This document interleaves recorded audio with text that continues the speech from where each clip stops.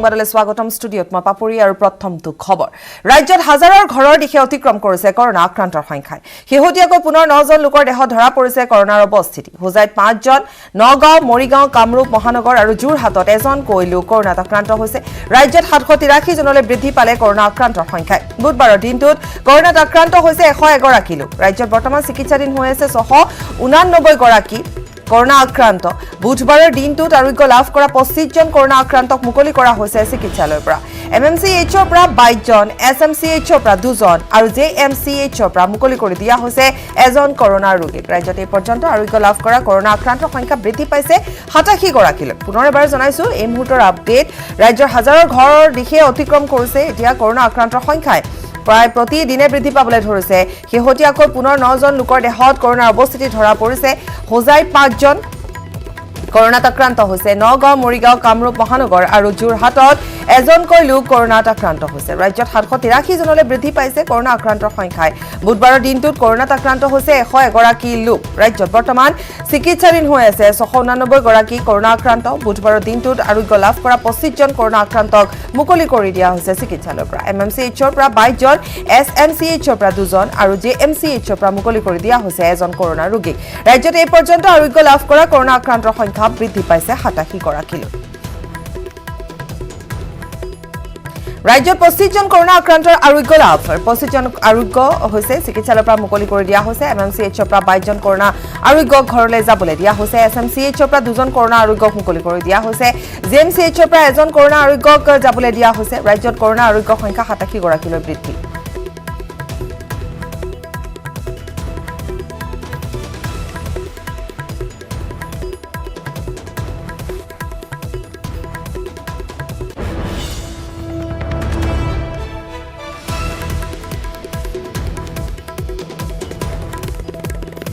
ভূটানলৈ আহিবলগীয়া আন্তঃৰাষ্ট্ৰীয় বিমানৰ যাত্ৰীসকলৰ সোৱাব টেষ্ট নকৰে গুৱাহাটীত পৰছা বিমানবন্দৰৰ পৰা পুনে পঠিয়াই দিয়া হ'ব ভূটানৰ বিমান যাত্ৰীসকলক ভূটানৰ বিভিন্ন স্থান এই মন্তব্য কৰিছে বিমানবন্দৰৰ স্বাস্থ্যমন্ত্ৰী হিমন্ত বিশ্ব শৰ্মাই অৰ্থাৎ বিমানবন্দৰত উপস্থিত হৈ কালিৰ দিনটো স্বাস্থ্যমন্ত্ৰী ডক্টৰ হিমন্ত বিশ্ব শৰ্মাই এই কথা ঘোষণা কৰিছে যে বাহিৰৰ পৰা যিসকল বহিৰাজ্যৰ পৰা ভূটানলৈ বুলি অহা যিসকল যাত্ৰী তেওঁলোক আন্তঃৰাষ্ট্ৰীয় বিমানৰ যাত্ৰীসকলক সোৱাব টেষ্ট গুৱাহাটীত কৰা নহ'ব বৰঝাৰ বিমানবন্দৰৰ পৰা পুনে তেওঁলোকক ভূটানৰ বিভিন্ন ঠাইলৈ পঠিয়াই দিয়া হ'ব যিহেতু ভূটানৰ বিমান যাত্ৰী তেওঁলোক গতিকে এই মন্তব্য কৰিছে মন্ত্ৰী ডক্টৰ হিমন্ত বিশ্ব শৰ্মাই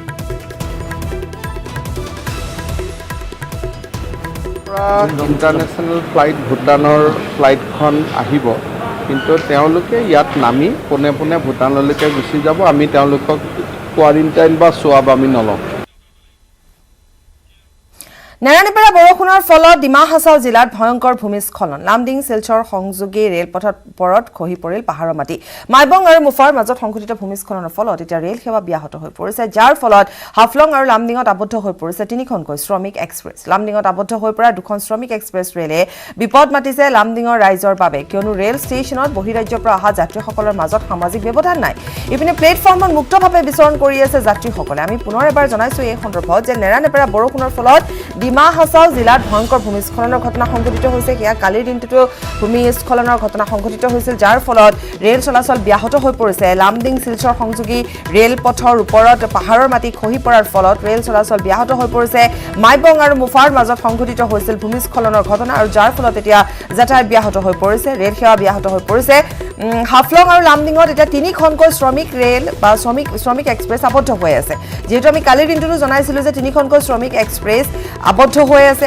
লামডিঙত আবদ্ধ হৈ পৰা দুখন শ্ৰমিক এক্সপ্ৰেছ ৰেলে বিপদ মাতিছে কিন্তু এতিয়া লামডিঙৰ ৰাইজৰ বাবে কিয়নো ৰেল ষ্টেচনত বহিৰাজ্যৰ পৰা অহা যাত্ৰীসকলৰ মাজত সামাজিক ব্যৱধান নাই তেওঁলোকে ঘূৰি ফুৰিছে প্লেটফৰ্মত মুক্তভাৱে বিচৰণ কৰি ফুৰিছে খাদ্য বিচাৰি তেওঁলোকে ঘূৰি ফুৰা দেখিবলৈ পোৱা গৈছে গতিকে তেওঁলোকো উপায়ন্তৰ কিন্তু আনহাতে স্থানীয় ৰাইজ শংকিত হৈ পৰিছে কাৰণ তেওঁলোক বহিৰাজ্যৰ পৰা আহিছে আৰু আমি জনাই গৈছোঁ যে ভূমিস্খলনৰ ফলত আবদ্ধ হৈ পৰিছে ৰেলপথ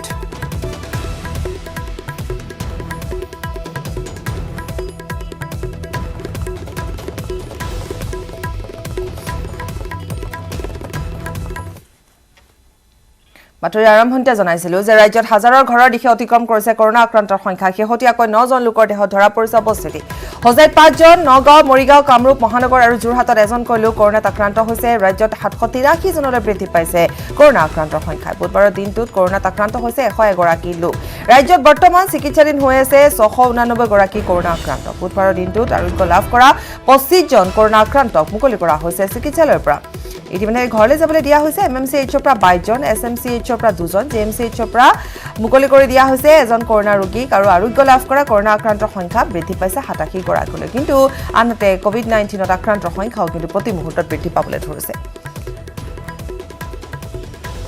আমাৰ সৈতে পোনপটীয়াকৈ সংযুক্ত হৈ আছে আমাৰ সাংবাদিক বলেন ভট্টাচাৰ্য ইতিমধ্যে আমি জনাইছো সবিশেষ জনাইছো যে পুনৰ 9 জনৰ দেহত কোভিড-19 ইফালে যদি চোৱা যায় তেতিয়াহলে যিসমূহ কোভিড-19ৰ হস্পিটেল আছিল এমএমচিএইচ হক বা টিবি হস্পিটেল তাৰ পৰা ইতিমধ্যে সোণাপুৰলৈ স্থানান্তৰিতও কৰা হৈছে গতিকে এটা এনেকুৱা ধৰণৰ পৰিৱেশৰ সৃষ্টি হৈছে এতিয়া বিশেষভাৱে গুৱাহাটীত আজিৰ দিনটোৰ কিছু আপডেট সহ আমি আপোনাৰ পৰা জানিব বিচাৰিম সকলো তথ্য যেহেতুকে কোভিড-19ৰ সংখ্যা বৃদ্ধি পাইছে আৰু তেনে অৱস্থাত ৰাজ্যৰ স্বাস্থ্য খণ্ডৰ কাৰণে এক প্ৰত্যাহ্বানৰ সন্মুখীন আহিছে কিন্তু যদিওবা দেখিব পোৱা গৈছে যে প্ৰথম অৱস্থাতেই অসমত বিশেষকৈ 1000 ৰোগীক শুশ্ৰূষা কৰিব পৰাকৈ চিকিৎসা কৰিব পৰাকৈ ৰাজ্য চৰকাৰৰ পৰ্যাপ্ত ব্যৱস্থা আছিলে আৰু সেই মৰ্মে আমি দেখিবলৈ পাইছিলোঁ যে এমএমচিএইচ জিএমচিএইচ আৰু ঠিক একেদৰে দেখিবলৈ পাইছোঁ আয়ুৰ্বেদিক মহাবিদ্যালয় আৰু ঠিক একেদৰে দেখিব পাইছোঁ যে আমি যিখন টিবি হস্পিটেল তাত সম্পূৰ্ণভাৱে ইয়াত ব্যৱস্থা গ্ৰহণ কৰা হৈছিলে আৰু তাৰ অনুসাৰে ইতিমধ্যে তাত ব্যৱস্থা চলি আছিলে আমি ইতিমধ্যে দেখিছোঁ যে তাত বহু ৰোগী ইতিমধ্যে তাত চিকিৎসাধীন হৈছে আৰু কেইবাগৰাকী আৰোগ্য হৈছে কিন্তু যোৱাকালিৰ দিনটোত এটা ভাল খবৰ আছিলে কি 25 গৰাকী ৰোগী ইতিমধ্যে তেখেতসকলৰ স্বাস্থ্য পৰীক্ষা উন্নত হৈছে আৰু শেহতীয়া দুটাকৈ টেষ্টত তেখেতসকলৰ কোভিড-19 নিগেটিভ ওলাইছে আৰু যাৰ কাৰণে তেখেতসকলক ঘৰলৈ যাবলৈ দিয়া হৈছে আৰু যোৱাকালি দেখিবলৈ পাইছোঁ যে এমএমচিএইচৰ পৰা তেনেই 22 গৰাকী ৰোগী আৰু জিএমচিএইচৰ এগৰাকী আৰু জেএমচিএইচৰ আন এগৰাকী ৰোগী অৰ্থাৎ 25 গৰাকী ৰোগীক কালি ঘৰলৈ যাব দিয়া হৈছে অৰ্থাৎ ক'ব পাৰি যে যোৱাকালি দিনৰ ভাগত আমি দেখিবলৈ পাইছোঁ যে য'ত এমএমচিএইচত য'ত ফুল হৈছিলে য'ত টিবি হস্পিটেলত য'ত ফুল হৈছিলে ৰোগী তাত বিচনাত থাকিব পৰা অৱস্থা নাছিলে আৰু তেনে অৱস্থাত সোণাপুৰ হস্পিটেললৈকে প্ৰেৰণ কৰা হৈছিলে সেই ৰোগীসকলক কিন্তু তাৰপিছত আজি দেখিবলৈ পোৱা যাব যে আজি যদি তেনেকুৱা দিনৰ ভাগত কোভিড-19 পজিটিভ ওলায় তেতিয়াহ'লে বাকী 25 গৰাকী প্ৰায় মহানগৰীত 23খন বিচনা ইতিমধ্যে খালী হৈছে অৰ্থাৎ 23খন বিচনাত সেই ৰোগীসকল অন্তৰ্ভুক্ত হ'ব পাৰিব দেখিব পোৱা গৈছে তাৰ একে সমানে বহিৰাজ্যৰ পৰা লোকসকল আহি আছে আগমন ঘটিছে আৰু সংখ্যা ক্ৰমান্বয়ে বৃদ্ধি পাই গৈ আছে আৰু এই সংখ্যা চৰকাৰী তথ্য হিচাপত প্ৰায় 25 জুন পৰ্যন্তলৈকে আহিব আৰু তেনে অৱস্থাত ক'ব পাৰি যে তেখেতসকলক কোৱাৰেণ্টাইন কৰাটো বাধ্যতামূলক থাকিব আৰু সেই উদ্দেশ্যে যিসমূহ কোৱাৰেণ্টাইন চেণ্টাৰ ইতিমধ্যে বৃদ্ধি কৰা হৈছে বৃদ্ধি কৰিব লগা এটা পৰিৱেশ আহি পৰিছে আৰু সেই অনুসৰি বৃদ্ধি কৰি থকা হৈছে কিন্তু একে সময়তে এটা ভাল খবৰো আহিছে যে জিএমচিএইচৰে আন এটা স্থানতে ইতিমধ্যে 200খন বিচনাৰ ব্যৱস্থা কৰা হৈছে য'ত আচলতে কোভিড-19ৰ কাৰণে এই স্পেচিয়েল ব্যৱস্থা গ্ৰহণ কৰা হ'ব আৰু ঠিক একেদৰে 4টাকৈ পৰীক্ষা কেন্দ্ৰ য'ত আচলতে পৰীক্ষা কৰিব সোৱাইপ টেষ্ট কৰিবৰ কাৰণে 4টা কেন্দ্ৰৰ ব্যৱস্থা চেণ্টাৰৰ ব্যৱস্থা কৰা হৈছে অৰ্থাৎ ক'ব পাৰি যে একে সময়তে ৰাজ্যৰ কাৰণে বৃহৎ প্ৰত্যাহ্বান সন্মুখীন হৈ আছে আৰু তাৰ প্ৰতিৰোধ বা তাৰ বিৰুদ্ধে যুঁজ দিবলৈ ৰাজ্য চৰকাৰৰ তৰফৰ পৰা স্বাস্থ্য বিভাগৰ তৰফৰ পৰা অহৰ্নিশে এটাৰ পিছত আনটোকৈ পদক্ষেপ গ্ৰহণ কৰি আছে সেয়েহে ক'ব পাৰি যে দ্বিতীয় পৰ্যায়ত অসমত যি কোভিড-19ৰ যি সংক্ৰমণ সেই সংক্ৰমণ যাতে তৃতীয় পৰ্যায়ত ভয়ংকৰ নহয় তাৰ কাৰণে প্ৰতিজন ব্যক্তি সজাগ সচেতন হোৱাৰ সময় আছে আৰু যাতে গণ সংক্ৰমণক যাক আমি আশংকা কৰি আছোঁ আজিৰ তাৰিখত যে গণ সংক্ৰমণ হ'লে সেয়া কিন্তু এক ভয়ংকৰ পৰিৱেশ হ'ব যাক কিন্তু আজিৰ তাৰিখত ৰাজ্য চৰকাৰৰ তৰফৰ পৰা এটা কথা কৈ থকা হৈছে এই মুহূৰ্তত অসমত তেনেকুৱা ধৰণৰ গণ সংক্ৰমণ নাই আৰু গণ সংক্ৰমণ যদিহে আচলতে নহয় তেতিয়াহ'লে নিশ্চিতভাৱে যিসকল লোক বাহিৰৰ পৰা আহি কোৱাৰেণ্টাইনত আছে তেখেতসকলক অতি শীঘ্ৰে তেখেতসকলৰ চিকিৎসা চলাব পাৰিব আৰু তেখেতসকলক নিজৰ গৃহলৈ উভতাব পাৰিব যদিহে তেখেতসকলক ছাপোৰ্ট কৰে তেতিয়াহ'লে ক'ব পাৰি যে অসমৰ কাৰণে এফালে যদি আপুনি প্ৰত্যাহ্বানৰ দিশটো চাই আৰু আনটো ফালে দেখিবলৈ পাইছে স্বাস্থ্য বিভাগ কিন্তু প্ৰতিটো মুহূৰ্তত নিজৰ পদক্ষেপ গ্ৰহণ কৰি স্বাস্থ্য বিভাগে প্ৰতিটো মুহূৰ্ততে পদক্ষেপ গ্ৰহণ কৰি আছে স্বাস্থ্য বিভাগে সকলো ধৰণৰ ব্যৱস্থাও গ্ৰহণ কৰিছে যেনেকেই নহওক বিশেষভাৱে কোভিড-19 হাস্পতালসমূহৰ কথাও আমি ইতিমধ্যে উল্লেখ কৰিছোঁ গতিকে এতিয়া যিহেতু পূৰ্ণ হৈ পৰিছে বিচনাসমূহ গতিকে সোণাপুৰলৈ লৈ যোৱা হৈছে গতিকে তেনে পৰিপ্ৰেক্ষিতত আন এটা দিশ যিহেতু দেখিবলৈ পোৱা গৈছে আপুনি এটা কথা ক'লে যে গণ সংক্ৰমণ নাই হোৱা কিন্তু গণ সংক্ৰমণ নহ'বৰ বাবে ৰাইজো সজাগ হ'ব লাগিব কিছু সময় পূৰ্বে বলেন আপুনি যদি চাইছে তেতিয়াহ'লে আমি দেখুৱাইছিলোঁ যে লামডিঙত আবদ্ধ হৈ আছে 3খনকৈ শ্ৰমিক শ্ৰমিক ৰেল তাত বহু সংখ্যক লোক আছে কিন্তু তেওঁলোকে ঘূৰি ফুৰিছে কালিৰ দিনটোতো বৰপেটাত আমি দেখুৱাইছিলোঁ কোৱাৰেণ্টাইন হৈ থকা লোক বাহিৰলৈ ওলাই আহিছে সামগ্ৰী কিনিবৰ বাবে তাত কোনো ধৰণৰ ছ'চিয়েল ডিষ্টেন্স নাই মেইনটেইন নাই কৰা ঠিক তেনেধৰণে গোলাঘাটতো এনেকুৱা ধৰণৰ কথা বা ঘটনা আহি পৰিছে এই ক্ষেত্ৰত ৰাইজৰ সহযোগিতা বা যিসকল বহিৰাজ্যৰ পৰা আহিছে তেওঁলোকৰ সহযোগিতাৰ খুবেই প্ৰয়োজন আছিল বোলে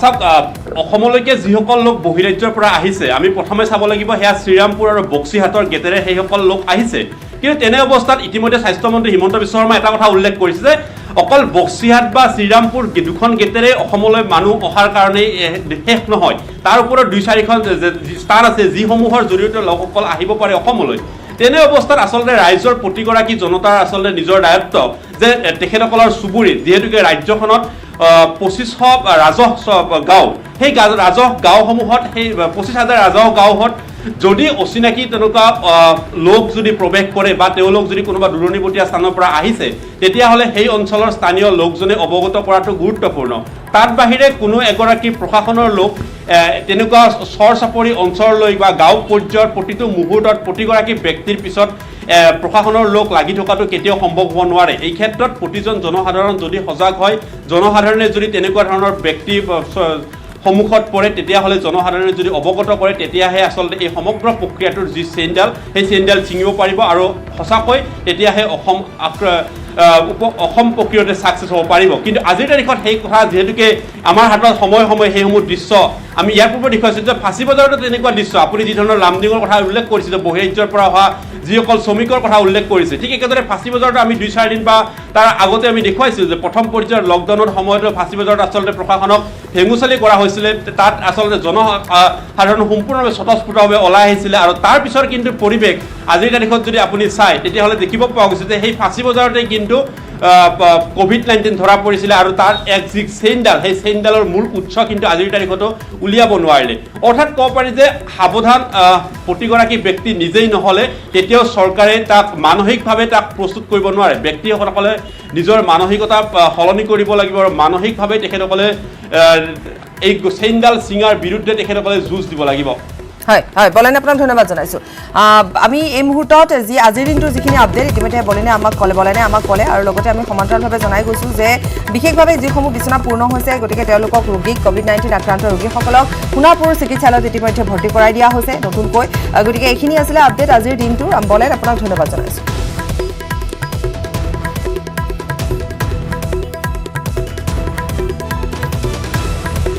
মাৰাত্মক COVID-19ত আক্ৰান্ত চৰাইদেউৰ এটি কণমানি হাৰিয়ানাৰ পৰা পিতৃ মাতৃৰ সৈতে গুৰগাঁৱৰ পৰা বাছেৰে আহিছিল এবছৰীয়া ৰিয়ান 5 দিনৰ পূৰ্বে COVID-19 পজিটিভ বুলি চিনাক্ত হৈছিল শিশুটিৰ পিতৃ ভাস্কৰ লাহন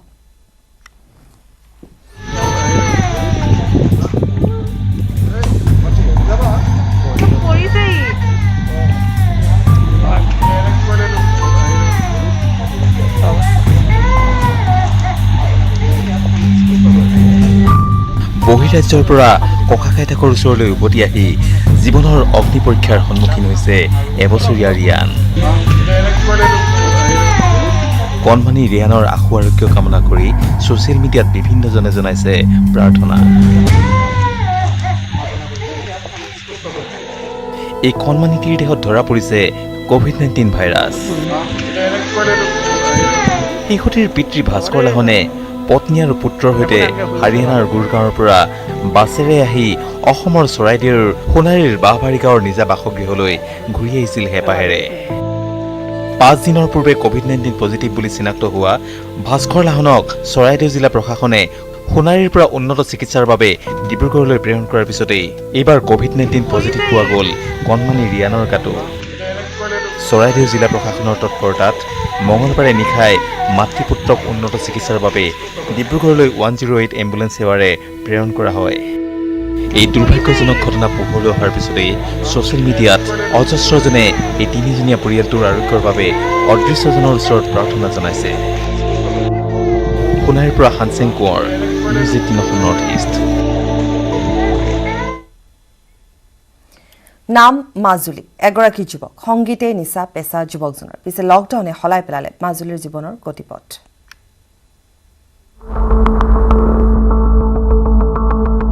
লকডাউনৰ ফলত অথন্তৰ নামিছে বহুজনৰ জীৱনলৈ আৰ্থিক সংস্থাপনৰ বাট বিচাৰি বহুজনে বিচাৰি লৈছে বিভিন্ন বাট। দেশজুৰি এতিয়া লকডাউন আৰু লকডাউনৰ মাজতে বহুতে হেৰুৱাইছে নিজৰ কৰ্ম আৰু তাৰ মাজতে এক অনন্য নিদৰ্শন দাঙি ধৰিছে মহানগৰীত এগৰাকী শিল্পীয়ে। এওঁৰ নাম মাজুলী সোণোৱাল, ঘৰ যোৰহাটত।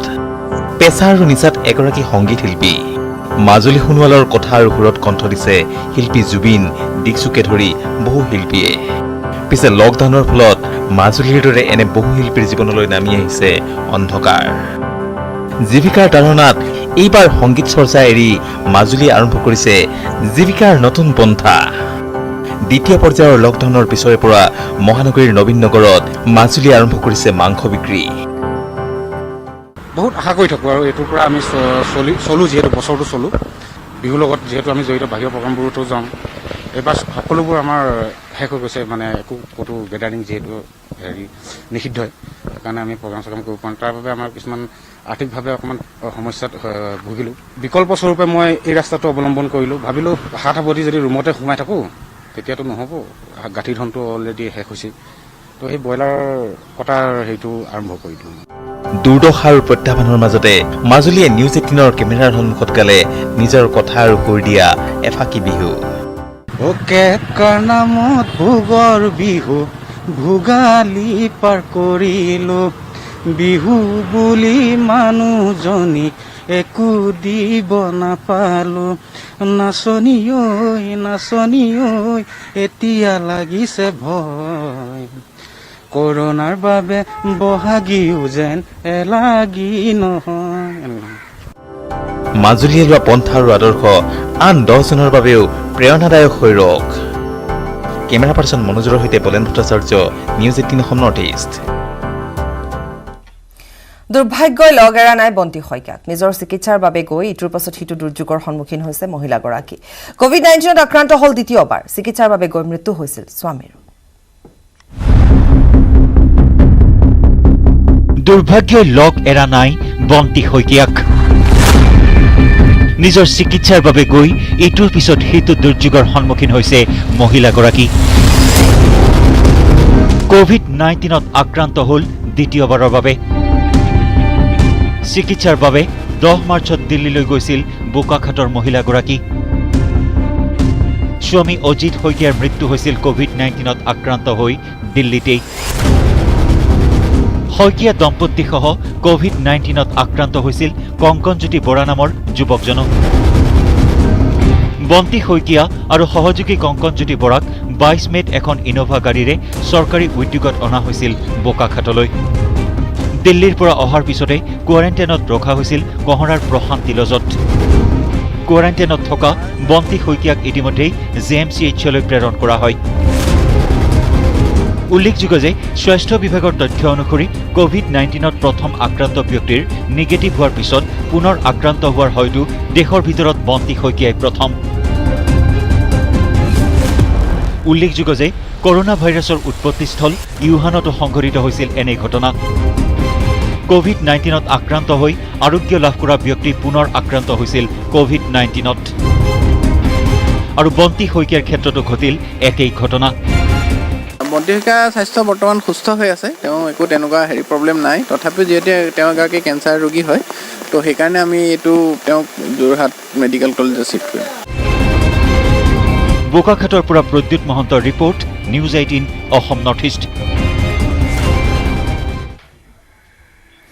বছৰৰ প্ৰথমটো বানে সংহাৰী ৰূপ লৈছে ৰাজ্যৰ ভিন্ন প্ৰান্তত। তাতে আকৌ ভূটানৰ পৰা নামি অহা বাঢ়নি পানীয়ে কালৰূপ ধাৰণ কৰিছে ৰঙিয়াত।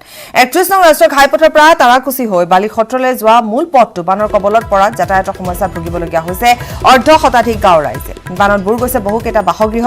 জলমগ্ন পথটোৰে বহু লোকে এতিয়া এনেদৰে কলৰ ভূৰ সাজি অতি বিপদজনকভাৱে অহা যোৱা কৰিবলগীয়া হৈছে। ৰঙিয়াৰ দৃশ্য দেখুৱাইছো। আৰু ৰঙিয়াত এতিয়া এক হাহাকাৰময় পৰিস্থিতিৰ সৃষ্টি হৈছে।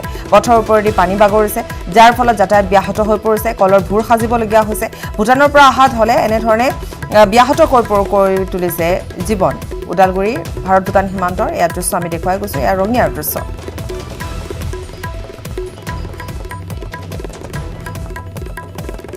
মানে তলযোৱা অৱস্থা হৈছে। প্ৰশাসনে কোনো ধৰণৰ মানে পথটো নিৰ্মাণ কৰাৰ ব্যৱস্থা কৰা নাই।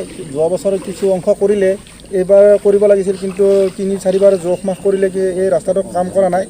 আৰু এই অঞ্চলটো মানে কি বানপীড়িত হৈছে, পানীৰ পকেট এৰিয়া হৈছে। এই অঞ্চলটোত অলপ মানে বৰষুণ পৰিলে পানী হয়, গোটেই খেতি পথাৰ তল গ'ল। বৰ ধানৰ খেতি কৰিছিল, প্ৰায় 100-150 হেক্টৰ মাটিত খেতি কৰিছিল। এই খেতি পথাৰবিলাক তল গ'ল, বিভিন্ন ধৰণৰ ৰাইজৰ মানে ঘৰ তল গৈছে, ঘৰত থাকিব নোৱাৰা অৱস্থা হৈছে। এয়া বানপানীৰ কাৰণে দেখিছেই, ঘৰত পানী উঠি আছে, চোতালত পানী আছে, ঘৰত আছে। আৰু ইয়াত যি পশুধন আছে, এই পশুধনখিনি বিশেষকৈ আমি বাহিৰত এনেই ৰাখিবলগীয়া হৈছে, য'ত মানে একবুকু পানী ভাঙি পেলাই গৰুক হাইৱেলৈ নিবলগীয়া হৈছে। বছৰটোৰ প্ৰথমটো বানত ৰাজ্যত সংহাৰ। বৰ্তমানলৈকে বানৰ কবলত 11খন জিলা। প্ৰথমটো বানত বৰ্তমানলৈকে ক্ষতিগ্ৰস্ত হৈছে 2 লাখকৈ লোক। পাৰ্কো বাহিনীৰে সাজু থাকিবলৈ নিৰ্দেশ দিছে মুখ্যমন্ত্ৰীয়ে। প্ৰতিখন জিলাৰ উপায়ুক্তলৈ নিৰ্দেশনা জাৰি কৰা হৈছে। সাহায্য বিতৰণত কেলেংকাৰী নকৰিবলৈ সকিয়নি প্ৰদান কৰা হৈছে। বান সাহায্য বিতৰণত উপায়ুক্তক চকু ৰাখিবলৈ নিৰ্দেশ দিয়া হৈছে। চিকিৎসকৰ নিৰীক্ষণত থাকিব আশ্ৰয় শিবিৰ। আশ্ৰয় শিবিৰৰ কাষত কোৱাৰেণ্টাইন কেম্প নিৰ্মাণৰ পৰামৰ্শ। শিশুৰ বাবে উপযুক্ত ঠাইত কোৱাৰেণ্টাইন কেম্প সজাৰ পৰামৰ্শ দিয়া হৈছে। বান পৰ্যালোচনা বৈঠকৰ অন্তত ঘোষণা কৰিছে মুখ্য সচিবে। খানাপাৰা ষ্টাফ কলেজত অনুষ্ঠিত হৈছে বৈঠক। মুখ্যমন্ত্ৰীৰ উপস্থিতিত বান পৰিস্থিতিক লৈ আলোচনা। পুনৰ এবাৰ জনাইছো, বছৰটোৰ প্ৰথমটো বানত ৰাজ্যত সংহাৰ। বৰ্তমানলৈকে বানৰ কবলত পৰিছে 11খনকৈ জিলা। প্ৰথমটো বানত বৰ্তমানলৈকে ক্ষতিগ্ৰস্ত হৈছে 2 লাখকৈ লোক। পাৰ্কো বাহিনীৰে সাজু থাকিবলৈ নিৰ্দেশ দিয়া হৈছে মুখ্যমন্ত্ৰীয়ে। প্ৰতিখন জিলাৰ উপায়ুক্তলৈ নিৰ্দেশনা জাৰি কৰিছে মুখ্যমন্ত্ৰীয়ে। সাহায্য বিতৰণত কেলেংকাৰী নকৰিবলৈ বাৰে বাৰে সকিয়নি প্ৰদান কৰাৰ সমান্তৰালভাৱে কালি দিনটোতো সকিয়নি প্ৰদান কৰিছে মুখ্যমন্ত্ৰী সৰ্বানন্দ সোণোৱালে। বান সাহায্য বিতৰণত উপায়ুক্তক চকু ৰাখিবলৈ নিৰ্দেশ দিয়া হৈছে আৰু চিকিৎসকৰ নিৰীক্ষণত আশ্ৰয় শিবিৰসমূহ ৰাখিবলৈও নিৰ্দেশ দিয়া হৈছে। আশ্ৰয় শিবিৰৰ কাষত কোৱাৰেণ্টাইন কেম্প নিৰ্মাণৰ পৰামৰ্শ দিয়া হৈছে আৰু শিশুৰ বাবে উপযুক্ত ঠাইত কোৱাৰেণ্টাইন কেম্প সজাৰ পৰামৰ্শ দিয়া হৈছে। বান পৰ্যালোচনা বৈঠকৰ অন্তত ঘোষণা কৰিছে মুখ্য সচিবে। মুখ্যমন্ত্ৰী ডাঙৰীয়াই ফ্লাডৰ ওপৰত এখন ৰিভিউ মিটিং লৈছিলে। আমাৰ চৰকাৰী সকলো ডিপাৰ্টমেণ্টৰ মানুহ অফিচাৰ্ছ প্ৰেজেণ্ট আছিলে। আপোনালোকে গম পাইছে অলৰেডি আমাৰ ষ্টেটত আজি 9খন ডিষ্ট্ৰিক্টত ফ্লাড এফেক্টেড হৈছে। প্ৰায় 2 লাখৰ ওচৰা-ওচৰি মানুহ ফ্লাড এফেক্টেড হৈছে। তাৰে কিছুমান মানুহ অলৰেডি ৰিলিফ কেম্পত আহিছে আৰু কিছুমান মানুহ ৰিলিফ চেণ্টাৰৰ পৰা তেওঁলোকক খাদ্য যোগান ধৰা হৈছে। মুখ্যমন্ত্ৰী ডাঙৰীয়াই এইটো কথা কৈছিলে যে যিবিলাক থাণ্ডাৰ ষ্টৰ্মৰ কাৰণে যিবিলাক মানুহ এফেক্টেড হয় সেইবিলাকৰ এডভান্স যিটো ছিগনেলিং প্ৰচেছ সেইটোৰ যোগেদি মানুহক যাতে গম পাব পাৰে তাৰ ব্যৱস্থা আমি কৰি আছোঁ, সেইটো কৰা হৈছে। আৰু দ্বিতীয়তে যিবিলাক এৰিয়াত প্ৰব্লেম আছে সেই সমস্যাখিনিত আমি হাতত ল'বলৈ চেষ্টা কৰিছোঁ। আৰু আপোনালোকে গম পাইছে যে ক'ভিডৰ কাৰণে কিছুমান আমি SOP এখন ডিষ্ট্ৰিক্টবিলাকক কৈ দিছিলোঁ আৰু সেই SOP মতে যে ছ'চিয়েল ডিষ্টেঞ্চ যাতে কেম্পবিলাকত মেইনটেইন কৰা হয় সেইটোৰ কাৰণে আমি ইনষ্ট্ৰাকশ্যন দিছোঁ। আৰু যি জেগাত কেম্প হয় সেই কেম্পৰ ওচৰত যদি প্ৰয়োজন সাপেক্ষে তাত যাতে কোৱাৰেণ্টাইন চেণ্টাৰৰ প্ৰভিজন যাতে ৰাখিব পৰা যায় সেইটো ব্যৱস্থা কৰিবলৈ কোৱা হৈছে। চাইল্ড ফ্ৰেণ্ডলি এৰিয়া এটা ৰেডি কৰি ৰাখিবৰ কাৰণেও কোৱা হৈছে। কিছুমান ঠাইত আপোনালোকে গম পাইছে কালি গোৱালপাৰাত লক্ষীপুৰৰ ফালে যোৱা এটা ৰাস্তা প্ৰায় 60-70 মিটাৰ মানৰ ব্ৰিজ হৈছে। সেইটো PWDক ইনষ্ট্ৰাকশ্যন দিয়া হৈছে যাতে তেওঁলোকে সেইটো ইমিডিয়েটলি ৰিপেয়াৰ কৰিব পাৰে। আৰু ইয়াৰ উপৰিও বাকী ঠাইত য'ত মাথাউৰি বা এনেকুৱা ধৰণৰ ব্ৰিজ হোৱাৰ সম্ভাৱনা আছে সেইবিলাকত ৰাইজৰ সহযোগত আৰু ৱাটাৰ ৰিচোৰ্চ ডিপাৰ্টমেণ্টক কোৱা হৈছে তেওঁলোকে যাতে পৰ্কুপাইন বা বস্তা এনেকুৱা ধৰণৰ লৈ সেই এৰিয়াবিলাক যাতে বন্ধ ৰাখিব পাৰে। খবৰ অব্যাহত থাকিব, সময়টি বিৰতি।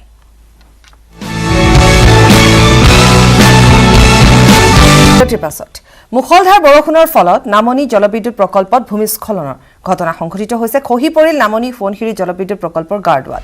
জলবিদ্যুৎ প্ৰকল্পৰ কাম অব্যাহত ৰখাৰ মাজতে গাৰ্ডৱাল খহি পৰাক লৈ শংকিত হৈ পৰিছে এতিয়া ধেমাজি, লখিমপুৰ, মাজুলী তথা যোৰহাটৰ জনতা। মূল বান্ধলৈ যোৱা পথটোত মেলিছে প্ৰকাণ্ড ফাট। ডাইভাৰ্চনেল টাৰ্নেলেৰে তীব্ৰ বেগত অহা পানীয়ে প্ৰকল্পটোৰ গাৰ্ডৱালৰ কৰিছে বিস্তৰ ক্ষতি সাধন, যাৰ ফলত নামনি অংশত খহনীয়াৰ সৃষ্টি হোৱা আশংকাই দেখা দিছে। নিউজ 18ত এক্সক্লুচিভ ভিজুৱেল দেখুৱাইছোঁ। নামনি জলবিদ্যুৎ প্ৰকল্পৰ গাৰ্ডৱাল খহি পৰাৰ দৃশ্য। নামনি সোৱণশিৰি জলবিদ্যুৎ প্ৰকল্পত ভূমিস্খলনৰ ঘটনা সংঘটিত হৈছে, যাৰ ফলত আতংকিত হৈ পৰিছে ৰাইজ, ওচৰ চুবুৰীয়া ৰাইজ। আৰু এই দৃশ্য আমি দেখুৱাই গৈছোঁ। মূল বান্ধলৈ যোৱা পথটোত প্ৰকাণ্ড ফাট মেলিছে। শংকিত হৈ পৰিছে এতিয়া ধেমাজি লখিমপুৰ মাজুলীবাসীৰ ৰাইজ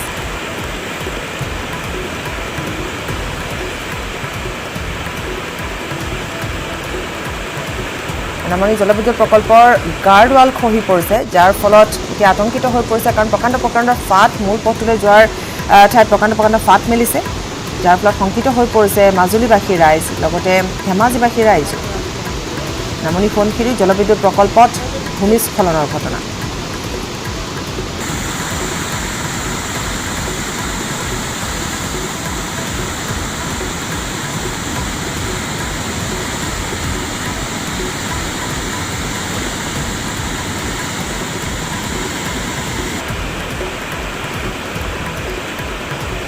মুখলধাৰ বৰষুণৰ ফলত নামনি জলবিদ্যুৎ প্ৰকল্পৰ ভূমিস্খলনৰ ঘটনা সংঘটিত হৈছে খহি পৰিছে নামনি সোণখিৰি জলবিদ্যুৎ প্ৰকল্পৰ গাৰ্ডৱাল দৃশ্য আমি দেখুৱাইছোঁ কিছু জলবিদ্যুৎ প্ৰকল্পৰ কাম অব্যাহত ৰখাৰ মাজতে গাৰ্ডৱাল খহি পৰাক লৈ এতিয়া শংকিত হৈ পৰিছে ধেমাজি লখিমপুৰ মাজুলী তথা যোৰহাটৰ ৰাইজ মূল বান্ধলৈ যোৱা পথটোত প্ৰকাণ্ড ফাট মেলিছে ডাইভাৰ্চনেল টানেলে তীব্ৰ বেগত অহা পানীয়ে প্ৰকল্পটোৰ গাৰ্ডৱালৰ বিস্তৰ ক্ষতি কৰিছে আৰু যাৰ ফলত এতিয়া নামনি অংশত খহনীয়াৰ সৃষ্টি হোৱাৰ আশংকাই দেখা দিছে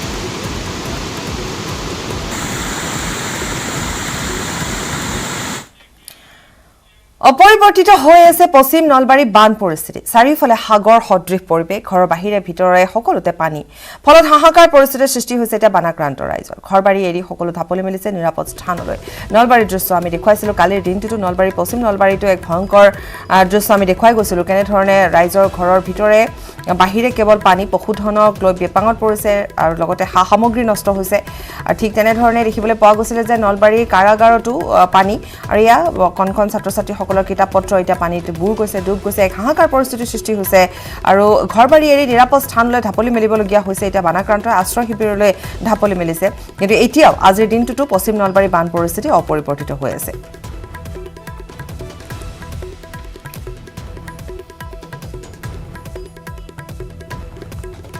এই মাটিৰ বাচন হেৰি কৰোঁ বেচোঁ আৰু ঠেলাখন বজাৰৰ প্ৰতি হেৰি কৰোঁ চলাওঁ পানী আহি গ'ল এতিয়া কেনে কৰিম এতিয়া মই বাচন এইগিলাখন হেৰি কৰি থৈ দিছোঁ আপি আছে মেছেজ আছে এই হেৰি বিয়া ঘৰৰ শিৱচনত আশ্ৰয় লৈছে সমস্যা হ'ব যথেষ্টখিনি যথেষ্ট হিংকিয়াৰ আছোঁ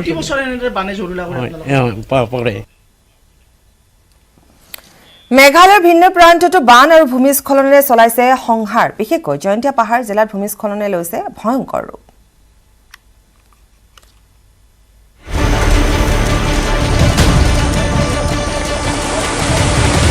মেঘালয়ত মুখলধাৰ বৰষুণ অসমত বিভীষিকা প্ৰথমে চাওক এই দৃশ্যলৈ এই পথছোৱালৈ মন কৰি থাকক ৰ'ব দৃষ্টি আঁতৰাই নিনিব চাওক প্ৰবল জলস্ৰোতত উটি গ'ল এই পথছোৱা কামৰূপ জিলাৰ বকুৰ চুকুনিয়াপাৰা হাহিম সংযোগী পথৰ উলুপাৰাত ঘটিল এই ঘটনা সম্প্ৰতি বিচ্ছিন্ন হৈ পৰিছে এই পথছোৱাৰ যাতায়াত মেঘালয়ৰ পৰা নামি অহা পানীৰ প্ৰকোপ বৃদ্ধি হোৱাৰ ফলতেই বকুৰ বিভিন্ন অঞ্চল বুৰ গৈছে পানী বুৰ গৈছে বকু আৰক্ষী থানা বন বিভাগৰ কাৰ্যালয় লকডাউনৰ মাজতে ধাৰাসাৰ বৰষুণ আৰু মেঘালয়ৰ পৰা নামি অহা পানীৰ বাবে আহুকালত ভুগিছে বকুৰ বহুকেইখন গাঁৱৰ বাসিন্দা এইবাৰ এই দৃশ্যলৈ মন কৰক মেঘালয়ৰ গাৰোপাহাৰ পানীয়ে নষ্ট কৰিছে অসমৰ হেজাৰ হেজাৰ বিঘা ধান খেতি অসম মেঘালয় সীমান্তৱৰ্তী মানকাচৰৰ পূৰ্বাঞ্চল আৰু দক্ষিণ শালমৰাৰ শালকাটা বালাডবা ধেনাৰপতি গাঁও পঞ্চায়তৰ অধীনত থকা হাজাৰ হাজাৰ বিঘা কৃষিভূমি এতিয়া পানীৰ তলত কেৱল অসমতেই নহয় প্ৰচুৰ বৃষ্টিপাতে মেঘালয়তো আনিছে ব্যাপক দুৰ্যোগ খহিছে পাহাৰৰ মাটি পানত বুৰিছে পথাৰ চাওক মেঘালয়ৰ ক্ষয়ক্ষতিৰ এক চমুৱা ভাগ বহি গৈছে পথ ঘৰৰ ওপৰতো পৰিছে পাহাৰৰ মাটি এয়া পশ্চিম জয়ন্তীয়া পাহাৰ জিলাৰ দৃশ্য ইতিমধ্যে মেঘালয় প্ৰশাসনে ৰেড এলাৰ্ট জাৰি কৰিছে জিলাখনত। Bureau' report, news 18 Assam north east.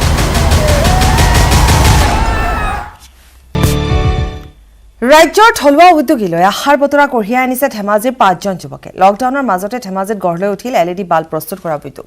4জন যুৱকক লগত লৈ থলুৱা LED বাল্ব প্ৰস্তুত কৰা উদ্যোগটোৰ গঢ় দিছে টিপেন টাইডে। লকডাউনৰ মাজতে এক আশাৰ বতৰা। গ্ৰাম্য অৰ্থনীতি সবল কৰাৰ প্ৰয়াসেৰে ধেমাজিৰ মাছখোৱা জোৰকটাত লকডাউনৰ সময়ত গঢ় লৈ উঠিল LED বাল্ব প্ৰস্তুত কৰা উদ্যোগ। বহুজাতিক কোম্পানীৰ দৰে 18 মাহৰ গেৰেণ্টিযুক্ত LED বাল্ব প্ৰস্তুত কৰাৰ বাবে ডিপেন টাইড নামৰ যুৱকজনে আন 4জন যুৱকৰ লগত লগ হৈ গঢ়ি তুলিলে বাল্ব প্ৰস্তুত কৰা উদ্যোগটো। বহিৰাজ্যৰ পৰা প্ৰয়োজনীয় সামগ্ৰী আনি ঘৰতে গঢ়ি তোলা LED বাল্বৰ এই সৰু উদ্যোগটোলৈ এতিয়া ৰাজ্যৰ বিভিন্ন ঠাইৰ পৰা অৰ্ডাৰ অহা আৰম্ভ হৈছে। LED বাল্ব প্ৰডাকশ্যন কৰোঁ। মাৰ্কেটত অন্য ব্ৰেণ্ডৰ নিচিনাকৈ আমি এই LED বাল্বটোকো ৱাৰেণ্টি বা গ্যাৰাণ্টি সহকাৰে আমি বিক্ৰী কৰিব পাৰোঁ।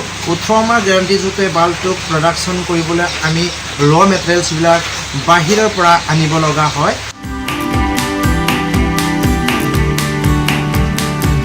লকডাউনত কৰ্মহীন হৈ পৰা যুৱকসকল সংকটৰ সন্মুখীন হোৱাৰ সময়ত ডিপেন টাইডৰ এই পদক্ষেপ নিঃসন্দেহে প্ৰশংসনীয়। ধেমাজিৰ পৰা Mon Bikash Buragohain, news 18 Assam north east. লকডাউনত এগৰাকী শিল্পীৰ ব্যতিক্ৰমী শিল্পকৰ্ম। কৰোনাৰ বিৰুদ্ধে দিন ৰাতি একাকাৰ কৰা মন্ত্ৰী হিমন্ত কৃতজ্ঞতা জ্ঞাপন কৰি চক পেঞ্চিলত খোদিত কৰিলে মন্ত্ৰী ডঃ হিমন্ত বিশ্ব শৰ্মাৰ প্ৰতিচ্ছবি।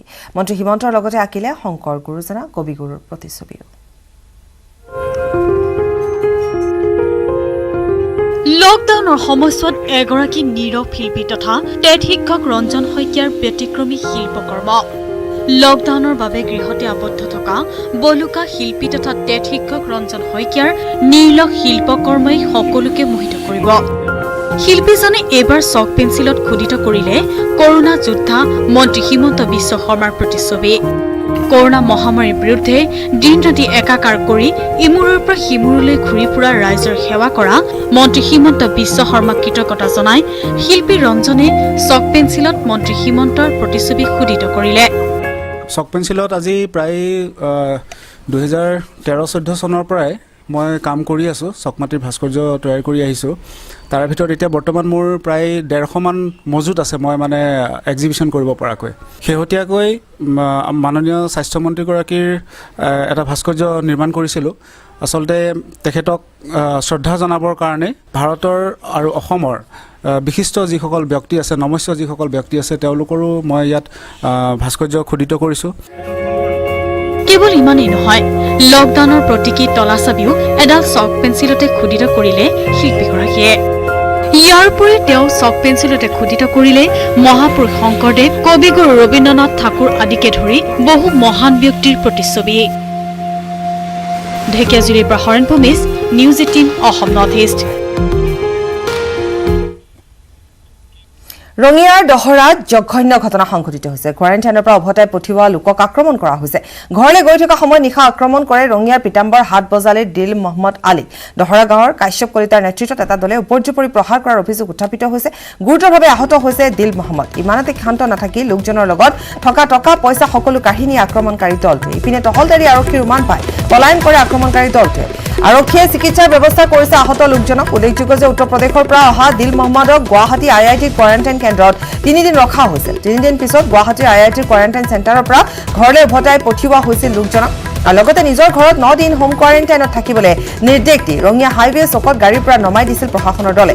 দিল মহম্মদ আলীয়ে ঘৰলৈ গৈ পুনৰ চাইকেলেৰে এৰি থৈ যোৱা বেগ দুটা ৰঙিয়াৰ হাইৱে চকৰ পৰা লৈ উভতি যাওঁতে দহৰাত দুৰ্বৃত্ত দলৰ সন্মুখীন হয়। দুৰ্বৃত্তৰ দলটোৱে আগচি ধৰি মাৰধৰ কৰাৰ অভিযোগ আনিছে ভুক্তভোগী লোকজনে। ইফালে এই ঘটনাত জড়িতসকলক উচিত শাস্তি দিয়াৰ দাবীত ভুক্তভোগী পৰিয়ালটোৱে ৰঙিয়া থানাত এজাহাৰ দাখিল কৰিছে।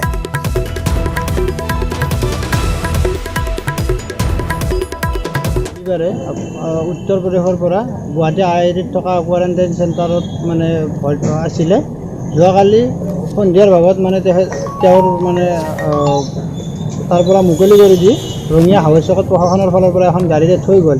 তাৰপিছত 4টা বেগসহ মানুহজন তাত নামি ঘৰত এটা বেগ লৈ ঘৰত উপস্থিত হৈ ঘৰৰ পৰা চাইকেল আনি 3টা বেগ নিবলৈ অহা অৱস্থাত দহৰাত মিলনমালা নাট্য সংঘৰ ওচৰত কাশ্যপ কলিতা নামৰ এজন যুৱকৰ নেতৃত্বত এটা দলে বেয়াকৈ মাৰধৰ কৰে, ভৰি হাতত বান্ধি বেয়াকৈ মাৰধৰ কৰে আৰু লগত থকা চাইকেল পইচা আৰু কিছু সা সামগ্ৰী মানে লুটপাট কৰি লৈ যায়।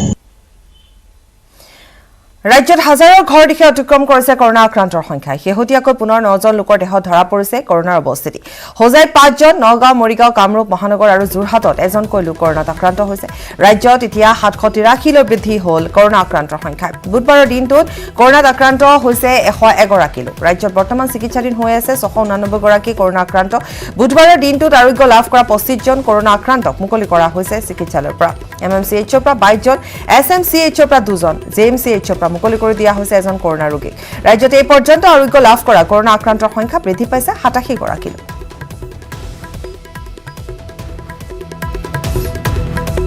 হাজাৰৰ ঘৰৰ দিশে এতিয়া কৰোনা আক্ৰান্তৰ সংখ্যা। শেহতীয়াকৈ পুনৰ 9জন লোকৰ কৰোনা পজিটিভ পোৱা গৈছে। আৰু আমি জনাইছোঁ যে ক'ৰ পজিটিভ কেছ নতুনকৈ ওলাইছে। যোৰহাটত ওলাইছে এজন আৰু ঠিক তেনেধৰণে নগাঁও, হোজাই, মৰিগাঁও, কামৰূপ মেট্ৰ'। গতিকে মুঠ বৃদ্ধি পাইছে, প্ৰতি মুহূৰ্তত যি ধৰণে বৃদ্ধি পাবলৈ ধৰিছে। হাজাৰৰ দিশ এতিয়া অতিক্ৰম কৰিছে, 783লৈ বৃদ্ধি পাইছে। ৰাজ্যত কৰোনা আক্ৰান্তৰ সংখ্যা 783লৈ বৃদ্ধি পাইছে। গতিকে যথেষ্ট উদ্বেগজনক খবৰ এই মুহূৰ্তত, কাৰণ প্ৰায় প্ৰতিদিনে বৃদ্ধি পাবলৈ ধৰিছে কৰোনা আক্ৰান্তৰ সংখ্যা।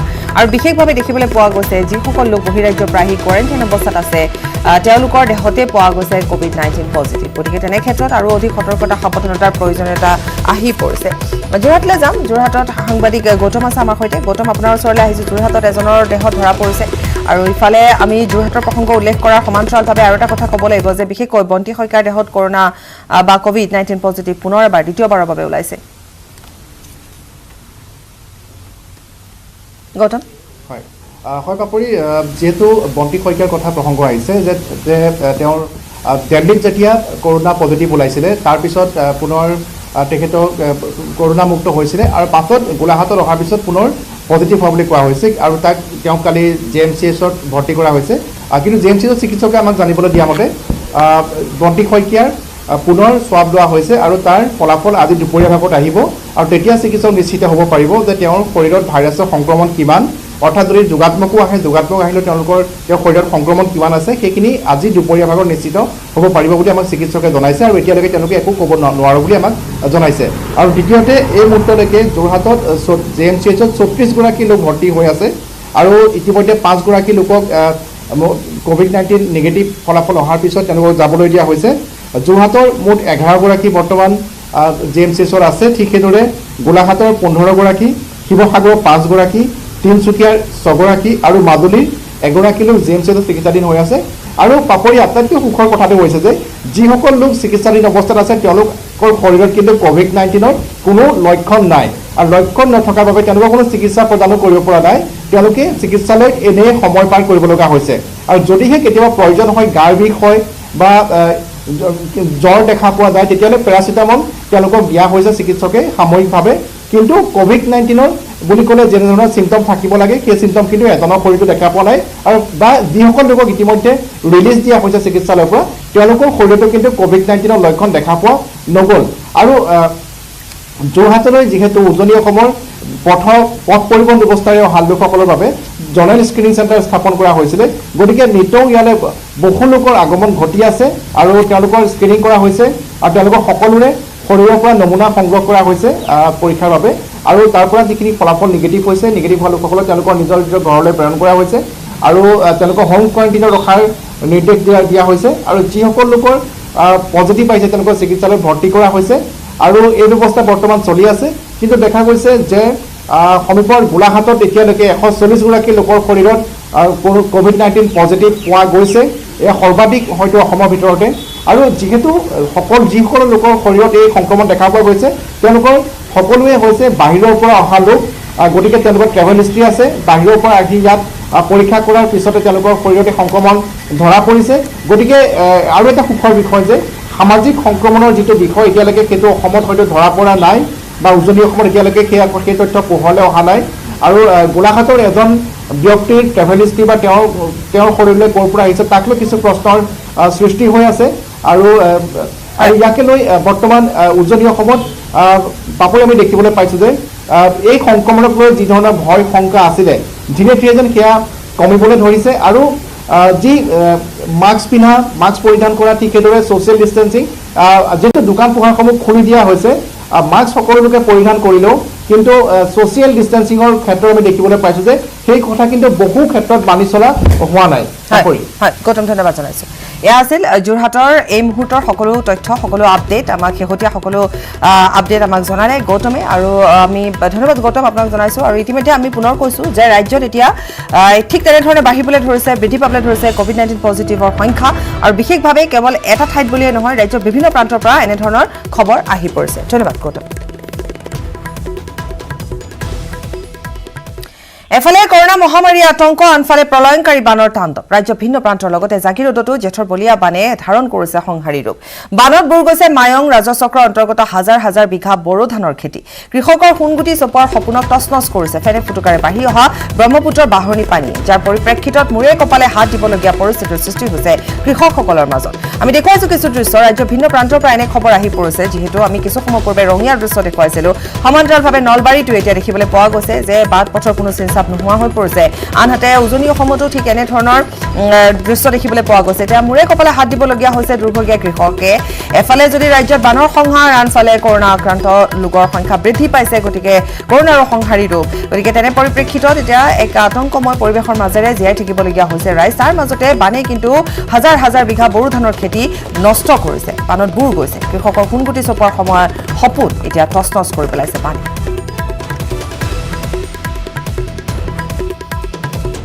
আৰু মূৰে কপালে হাত দিবলগীয়া হৈছে এতিয়া ৰাইজে ৰাজ্যত বানৰ সংহাৰী ৰূপ দেখিবলৈ পোৱা গৈছে বানৰ আমি বিভিন্ন প্ৰান্তৰ খবৰ যিহেতু আমি জনাই গৈছোঁ যে ঠিক তেনেধৰণে এতিয়া দেখিবলৈ পোৱা গৈছে যে পশ্চিম নলবাৰীতে হওক বা নলবাৰীৰ বিভিন্ন প্ৰান্ততে হওক পানী এফালে জাগিৰোডৰ দৃশ্য আমি এই মুহূৰ্তত দেখুৱাই গৈছোঁ যে হাজাৰ হাজাৰ বিঘা বড়ো ধানৰ খেতি ইতিমধ্যে বানত বুৰ গৈছে নষ্ট হৈছে ৰাইজে মূৰে কপালে হাত দিবলগীয়া হৈছে তথ্যবচ অৱস্থা হৈছে এতিয়া কাৰণ ৰাজ্যত যি ধৰণে বানৰ সংহাৰী ৰূপ ধাৰণ কৰিছে ধাৰাসাৰ বৰষুণ নেৰানেপেৰা বৰষুণ যাৰ ফলত বৃদ্ধি পাইছে পানীৰ প্ৰকোপ জলস্তৰ বৃদ্ধি পাইছে ব্ৰহ্মপুত্ৰৰ জলস্তৰ বৃদ্ধি পাইছে কালিৰ দিনটোত আমি জনাইছিলোঁ কিমান বৃদ্ধি পাইছে গতিকে দেখিবলৈ পোৱা গৈছে এতিয়া যাৰ ফলত হাহাকাৰময় এক পৰিস্থিতিৰ সৃষ্টি হৈছে ৰাইজে কোনো বাট বিচাৰি নোপোৱা হৈছে এফালে যদি কৰোনাৰ সংহাৰী ৰূপ কৰোনাই যিহেতু ধাৰণ কৰিছে এফালে বানে সংহাৰী ৰূপ ধাৰণ কৰিছে যাৰ ফলত সৰ্বাধিক ৰূপত কৃষকসকল আচলতে প্ৰভাৱান্বিত হৈছে বুলি ক'ব পাৰি মূৰে কপালে হাত দিবলগীয়া হৈছে এতিয়া দুৰ্ভগীয়া কৃষকসকলে জাগিৰোডৰ দৃশ্য আৰু এনেধৰণে এতিয়া বানে সংহাৰী ৰূপ ধাৰণ কৰিছে ৰাজ্যখনত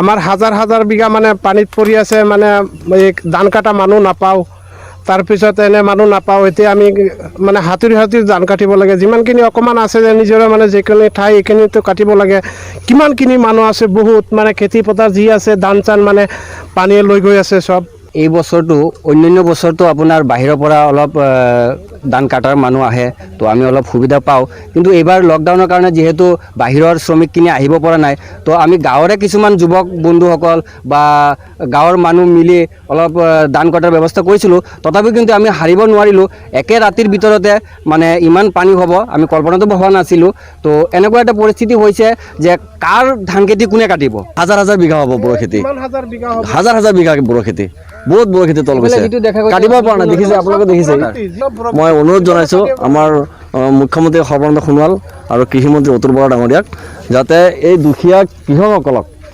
অলপ সহায়ৰ হাত আগবঢ়ায় আৰু ব্ৰেকিং নিউজ ৰাজ্যত 25 জন কৰোনা আক্ৰান্ত আৰোগ্য লাভ কৰিছে 25 জন কৰোনা আৰোগ্যক চিকিৎসালয়ৰ পৰা ইতিমধ্যে যাবলৈ দিয়া হৈছে MMCHৰ পৰা 22 জন কৰোনা আৰোগ্যক মুকলি কৰি দিয়া হৈছে SMCHৰ পৰা 2 জন কৰোনা আৰোগ্যক মুকলি কৰি দিয়া হৈছে JMCHৰ পৰা 1 জন কৰোনা আৰোগ্যক মুকলি কৰি দিয়া হৈছে ৰাজ্যত কৰোনা আৰোগ্যৰ সংখ্যা 87 গৰাকীলৈ বৃদ্ধি পাইছে ভাল খবৰ এই মুহূৰ্তত কাৰণ যি ধৰণে যিহেতু হাৰত ইতিমধ্যে COVID-19 পজিটিভত আক্ৰান্ত হৈছে বা কৰোনা আক্ৰান্ত হৈছে লোক যিটো হাৰত বৃদ্ধি পাইছে সংখ্যা ঠিক সেই সময়ছোৱাতে ৰাজ্যৰ 25 জন কৰোনা আক্ৰান্ত আৰোগ্য কৰিছে গতিকে একে নিশ্চিতভাৱে আশাৰ ৰেঙনি কঢ়িয়াই আনিছে বা এটা ভাল খবৰ বুলি ক'ব পাৰি উদ্বিগ্নতাৰ মাজতো 25 জন কৰোনা আৰোগ্যক চিকিৎসালয়ৰ পৰা ইতিমধ্যে মুকলি কৰি দিয়া হৈছে ঘৰলৈ যাবলৈ দিয়া হৈছে MMCHৰ পৰা 22 জন কৰোনা আৰোগ্যক যাবলৈ দিয়া হৈছে SMCHৰ পৰা 2 জন কৰোনা আৰোগ্যক যাবলৈ দিয়া হৈছে JMCHৰ পৰা 1 জন কৰোনা আৰোগ্যক মুকলি কৰি দিয়া হৈছে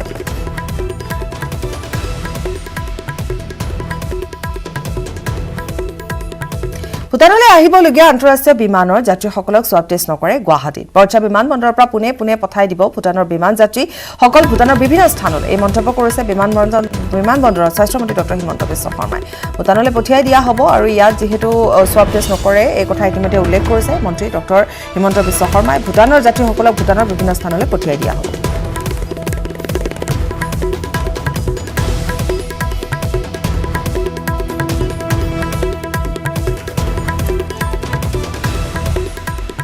বিমানবন্দৰত এই তথ্য জনালে মন্ত্ৰী ডক্টৰ হিমন্ত বিশ্ব শৰ্মাই আৰু যিসকল ভূটানৰ যাত্ৰী হ'ব যিসকল বহিৰাজ্যৰ পৰা আহিব বা আন্তঃৰাষ্ট্ৰীয় বিমানত আহিব তেওঁলোকক ভূটানলৈ পঠিয়াই দিয়া হ'ব সোৱাব টেষ্ট গুৱাহাটীত কৰিব নোৱাৰে বা নকৰে ভূটানৰ বিভিন্ন স্থানলৈ পঠিয়াই দিয়া হ'ব বুলি মন্ত্ৰী ডক্টৰ হিমন্ত বিশ্ব শৰ্মাই জনালে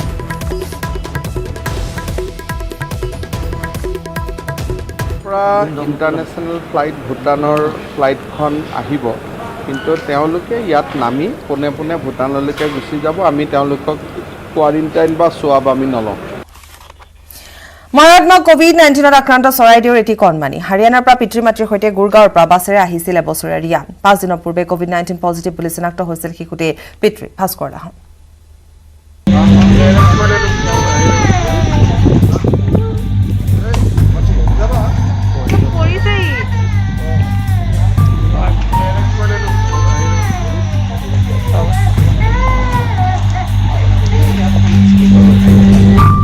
বহিৰাজ্যৰ পৰা ককা আইতাকৰ ওচৰলৈ উভতি আহি জীৱনৰ অগ্নি পৰীক্ষাৰ সন্মুখীন হৈছে এবছৰীয়া ৰিয়ান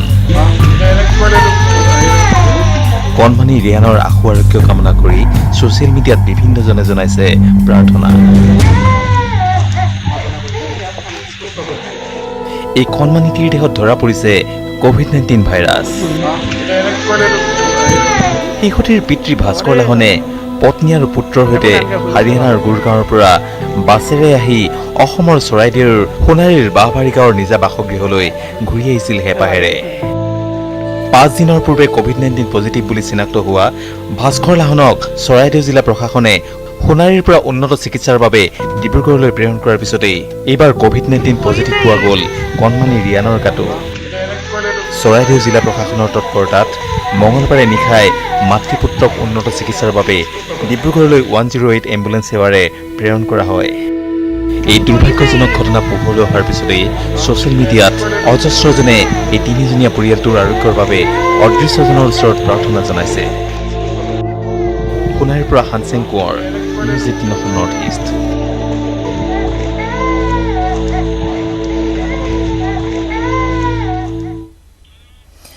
নাম মাজুলী এগৰাকী যুৱক সংগীতে নিচা পেছা যুৱকজনৰ পিছে লকডাউনে হলাই পেলালে মাজুলীৰ জীৱনৰ গতিপথ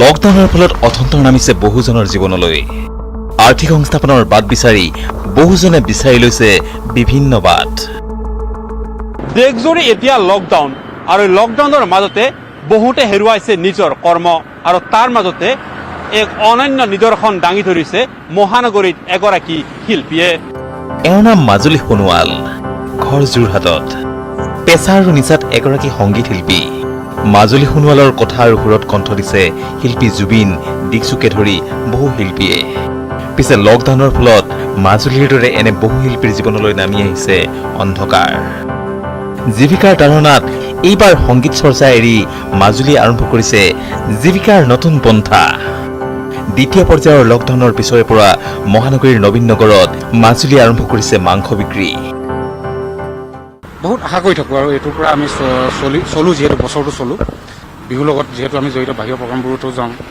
এইবাৰ সকলোবোৰ আমাৰ শেষ হৈ গৈছে মানে একো ক'তো গেডাৰিং যিহেতু নিষিদ্ধই সেইকাৰণে আমি প্ৰগ্ৰাম চগ্ৰাম কৰিব পাৰোঁ তাৰ বাবে আমাৰ কিছুমান আৰ্থিকভাৱে অকণমান সমস্যাত ভুগিলোঁ বিকল্প স্বৰূপে মই এই ৰাস্তাটো অৱলম্বন কৰিলোঁ ভাবিলোঁ হাত সাৱটি যদি ৰুমতে সোমাই থাকোঁ তেতিয়াতো নহ'ব গাঁঠি ধনটো অলৰেডি শেষ হৈছে তো এই ব্ৰইলাৰ কটাৰ হেৰিটো আৰম্ভ কৰি দিলোঁ দুৰ্দশা আৰু প্ৰত্যাহ্বানৰ মাজতে মাজুলীয়ে নিউজ 18ৰ কেমেৰাৰ সন্মুখত গালে নিজৰ কথা আৰু সুৰ দিয়া এফাকি বিহু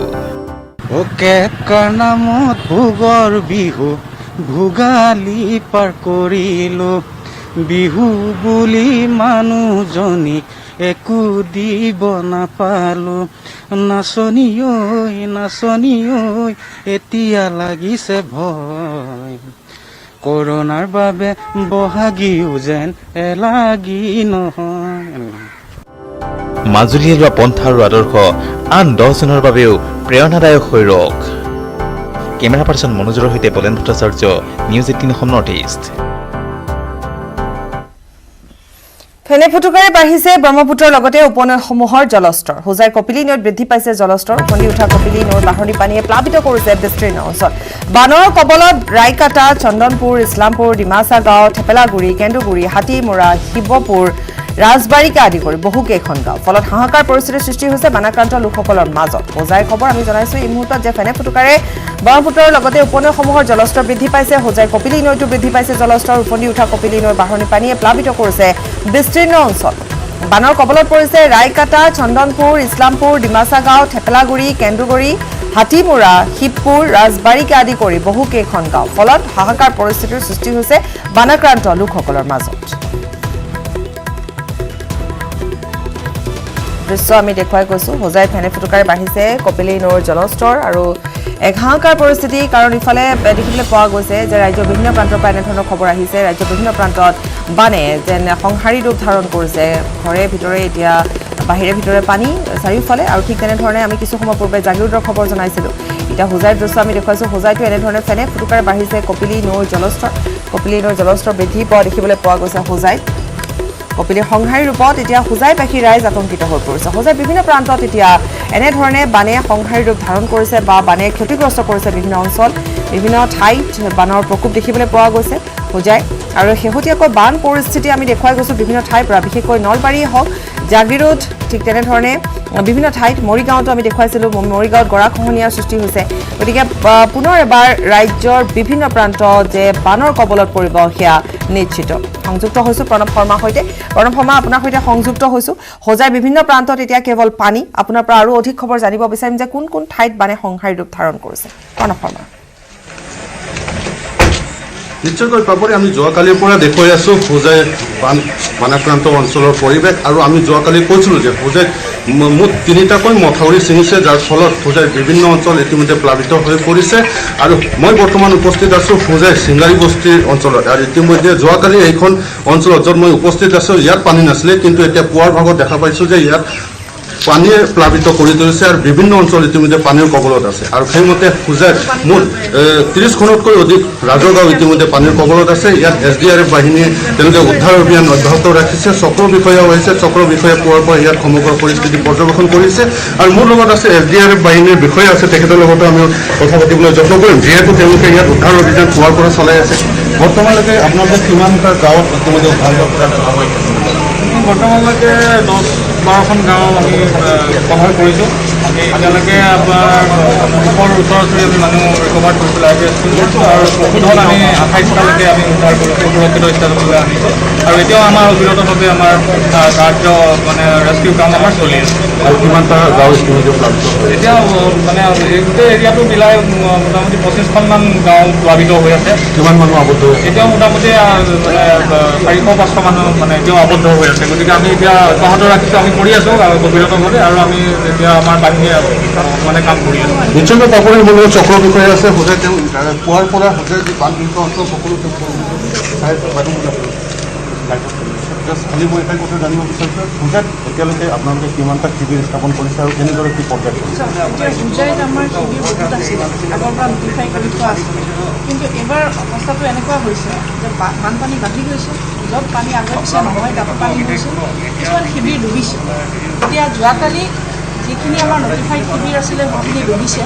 গতিকে এই অঞ্চলটোতে মই আকৌ নতুনকৈ শিবিৰ কৰিলোঁ, আইডেণ্টিফাই কৰিলোঁ। এতিয়া আজি সেই নতুনকৈ আইডেণ্টিফাই কৰা শিবিৰো দুটামান দেখিছোঁ, আপোনালোকে নিজে দেখি আছে। মুঠ তথাপিও কিমানটা শিবিৰ আপোনালোকে স্থাপন কৰিছে? এতিয়ালৈ আমাৰ 84টা শিবিৰ নটিফাইড আছিল, কিন্তু এতিয়ালৈকে বহুতখিনি শিবিৰ পানীৰ মাজত আছে। তো এতিয়ালৈকে 12টামান শিবিৰ হৈছে পানীৰ মাজত, আৰু বাহিৰতো গৈ আছে। হৈ আছে খোৱা বোৱা আমি ৰিকুৱেশ্যন দিছোঁ যোৱাকালি। এতিয়া বহু মানুহ জলবন্দী হৈ আছে, উদ্ধাৰৰ ক্ষেত্ৰত আমাৰ দিনে ৰাতিয়ে ৰেস্কিউ চলি আছে। যোৱাকালি হোল ডে ৰেস্কিউ কৰি আছে এই স্পটত। আজি আনাদাৰ এইটো স্পটত কৰি আছে, আৰু এটা স্পটত কৰি আছে শীতলা মন্দিৰৰ স্পটত। দেখা হৈছে বাইদেউ একেলগে কৰোণা আৰু বানপানীৰ লগত যুঁজিব লাগিব শিবিৰত যিবিলাক লোক আহিছে তেওঁলোকৰ মাজত যাতে কৰোণা সংক্ৰমিত নহয় ইয়াৰ কাৰণেও আপোনালোকে কিবা ব্যৱস্থা ল'ব লাগিব নিশ্চয় লোৱা হৈছে মানে তেওঁলোকক সজাগ কৰাৰ কিবা ব্যৱস্থা নিশ্চয় লোৱা হৈছে শিবিৰৰ জেনেৰেলি আমি ট্ৰাই কৰিছোঁ যে হোম কোৱাৰেণ্টাইনত থকা মানুহ বেলেগ শিবিৰত থাকিলে আৰু যদিহে ছেইম শিবিৰতো থাকে তেতিয়াহ'লে তেওঁলোকৰ ছেপাৰেট ছেকশ্যন নিশ্চয়কৈ পাপৰি মোৰ লগত হোজাই জিলাৰ বিজেপিৰ সভাপতিও আছে তেওঁ পুৱাৰ পৰাই ইয়াত সকলো পৰ্যবেক্ষণ কৰি আছে আৰু যিসকল লোক জলবন্দী হৈ আছে তেওঁলোকক উদ্ধাৰ কৰিবলৈ তেওঁ অৰ চেষ্টা চলাই থকা ইয়াত কি ক'ব নাই আমি যোৱাকালিৰ পৰাই উদ্ধাৰ কাৰ্যত আমি লাগি আছোঁ আমি বিভিন্ন শিবিৰত আমি গৈছোঁ গৈ পেলাই তেওঁলোকৰ বুজ লৈ আছোঁ তেওঁলোকে যাতে ছ'চিয়েল ডিষ্টেঞ্চখিনি মেইনটেইন কৰিবলৈ যিহেতু COVID-19 চলি আছে সেই COVID-19ৰ মাজতো তেওঁলোকে বানপীড়িত যিসকল মানুহক উদ্ধাৰ কৰি অনা হৈছে শিবিৰবিলাকত ৰখা হৈছে তাতে যাতে কোনো ৰকমৰ সংকটৰ পৰিস্থিতি নহয় ভয়াৱহ পৰিস্থিতি নহয় সেইকাৰণে আমি তাতো ছ'চিয়েল ডিষ্টেঞ্চ বজাই ৰাখি পেলাই সেইখিনি ঠাইত আমি আমাৰ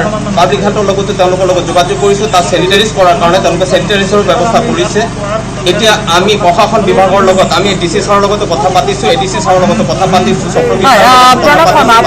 ধন্যবাদ জনাইছো এই মুহূৰ্তত আৰু এয়া আছিল হোজাই শেহতীয়া বান পৰিস্থিতিৰ সন্দৰ্ভত আমাক প্ৰণৱে জনালে আৰু বিশেষকৈ আশ্ৰয় শিবিৰৰ ক্ষেত্ৰতো কিছু সমস্যাৰ সৃষ্টি হৈছে কাৰণ যিসমূহ আশ্ৰয় শিবিৰ পূৰ্বৰে পৰা তাত আছিল বা বনাই থোৱা আছিল তাতো এতিয়া পানী সোমাইছে বুলি শেহতীয়াকৈ জানিব পৰা গৈছে গতিকে নতুনকৈ আশ্ৰয় শিবিৰ তাত স্থাপন কৰা হ'ব আৰু সমান্তৰালভাৱে ইফালে কৰোণা ভাইৰাছৰ যাতে সংক্ৰমণ বৃদ্ধি নহয় তাৰ বাবেও লক্ষ্য ৰাখি আশ্ৰয় শিবিৰৰ ব্যৱস্থা গ্ৰহণ কৰা হ'ব প্ৰণৱ ধন্যবাদ আৰু ইয়াৰে সৈতে প্ৰথম সংবাদৰ পৰা বিদায় লৈছো নমস্কাৰ